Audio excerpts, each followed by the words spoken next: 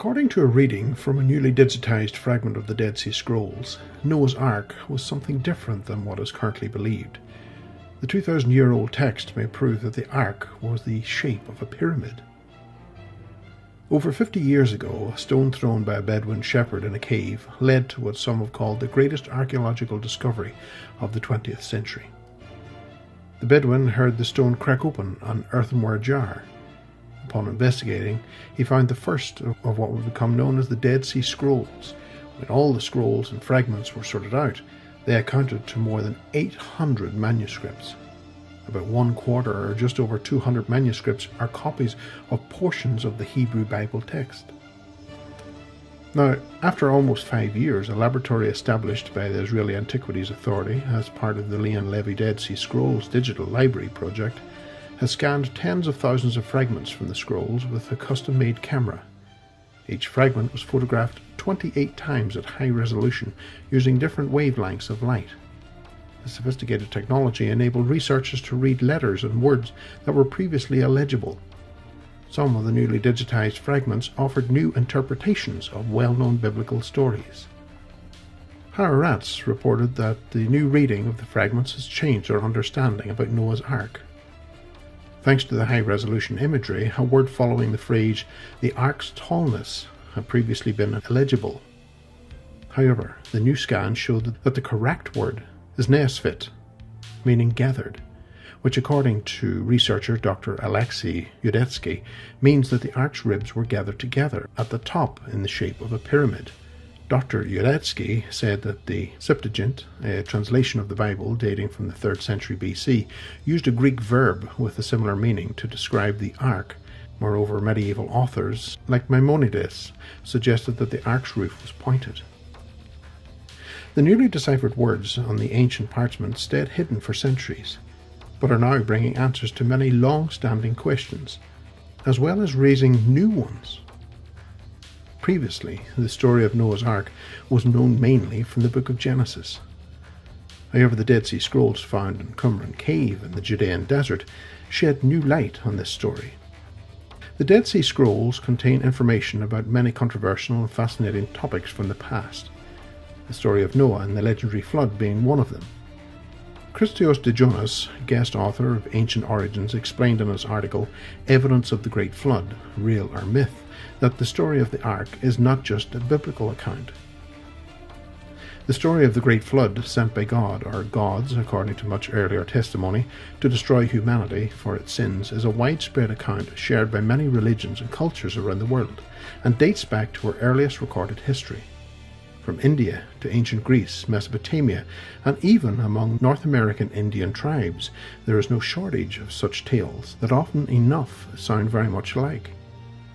Some of these stories truly sound so similar that one could wonder whether all cultures around the planet had experienced such an event. Only after 7000 BC, when the ocean levels finally began stabilizing, human life once again began to return to normal. Coastal sites no longer had to be abandoned from higher ground, at least for the most part. And between 6000 BC and 5000 BC once more, we began to see signs of human activity closer to the sea. Is it a mere coincidence that our recorded history happens to start around this time? Is it true that early humans were too primitive to leave traces of their existence behind, or the early pages of our history were washed away by the Great Flood or the last Ice Age? After all, it seems that as soon as the adverse climatic conditions receded, it did not take long for humans to thrive once again. Another discovery resulting from the digitization is connected with two fragments that shed light on a puzzling word in the Bible. Chapter 39 of Genesis describes how Judah had sex with his daughter-in-law, Tamara. She disguised herself as a prostitute, and as guarantee of payment she received his signet, staff, and pittel. After many centuries of debate regarding the meaning of the word pittel, the Dead Sea Scrolls have finally given the answer with the following sentence: Pittel is his belt. As Moshe Bashar, the Academy president, said, the word pittel is mentioned in the Bible 10 times. In every place, we know what it is and what its function is, except for the pittel Tamar received. On this, our ancestors were divided. But now we have an early text from the 1st century at the latest, which gives the meaning of this patil. It's the belt which he had tied his trousers or his robe. Despite decades of study and analysis, the Dead Sea Scrolls are still giving up their secrets. Researchers from the Haifa University have reconstructed the contents of one of the last 2 undeciphered Dead Sea Scrolls, disclosing a distinctive calendar used by the Jewish sect that lived in the Judean desert during the Second Temple period. 60 small fragments were pieced together over a period of 12 months, identifying the name of a festival marking the changes between the seasons. It has also revealed a second scribe corrected mistakes made by the original author, as the BBC reported. The collection is considered the oldest copy of the Hebrew Bible ever found, dating to at least the 4th century BC. The 900 scrolls written by the ancient Jewish sect never stopped amazing historians and archaeologists from the day they were discovered in a cave in Qumran in 1947. Tens of thousands of fragments belonging to over 900 scrolls were found in the caves at Qumran. Dr. Ishbal Ratson from the Bible department at Haifa University told Haaretz and adds, "This is the most important archaeological find ever made in Israel." This is literature from the Second Temple period, and that's rare. It is not known who wrote the scrolls, even though several historians have suggested that the writers were an ascetic desert sect called the Utsens. They said they were assisted by deciphering the code by annotations discovered in the margins by a scribe correcting omissions made by the author. Dr. Ratson explained that it took decades that involved many scientists and researchers to piece the fragments together, decrypt them, and then publish their contents. Still, 2 of them remained undeciphered. The scrolls are written in 3 languages, Hebrew for the most part, Aramaic, while a few of them are written in Greek. The scroll Dr. Ratson worked on with Professor Jonathan Bentoff, also from the Bible department at Haifa University, was written in coded Hebrew, and some of the fragments were smaller than 1 square centimetre. Very few scrolls that had previously been deciphered were written in this language, she says via Haaretz. The 2 experts noticed a unique 364-day calendar, which was already known to the researchers and differs significantly from the one Jews used at that period. Most Jews used a calendar that is similar to the one used today. The sect used a calendar that is almost based on a solar year, comprising of 364 days. There are months with 30 or 31 days in every season.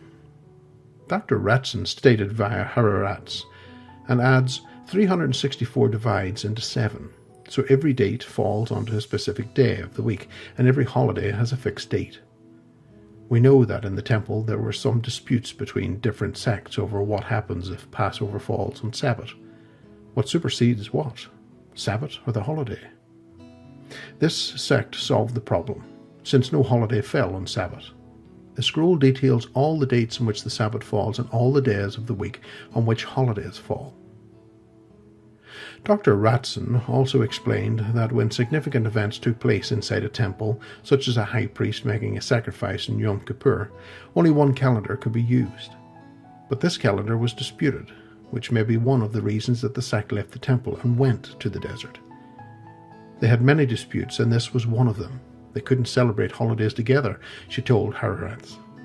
Furthermore, the researchers also noticed the name used in the sect for a festival commemorated 4 times a year that marked the transition between the seasons. The Tekafu.